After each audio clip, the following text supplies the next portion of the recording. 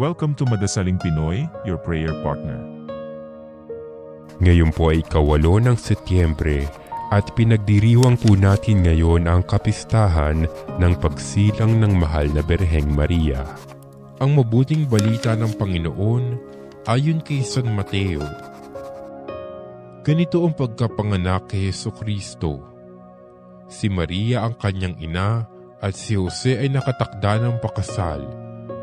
Ngunit bago sila nakasal, si Maria ay natagpo ang nagdadalang tao. Ito'y sa pamamagitan ng Espiritu Santo. Isang taong matuwid itong si Jose na kanyang magiging asawa. Ngunit ayaw niyang mapahiya si Maria. Kaya ipinasya niyang hiwalayan ito ng lihim. Samantalang iniisip ni Jose ito, napakita sa kanyang panaginip ang isang anghel ng Panginoon. Sabi nito sa kanya, "Jose, anak ni David, huwag kang matakot na tuluyang pakasalan si Maria, sapagkat siya'y naglihis sa pamamagitan ng Espiritu Santo.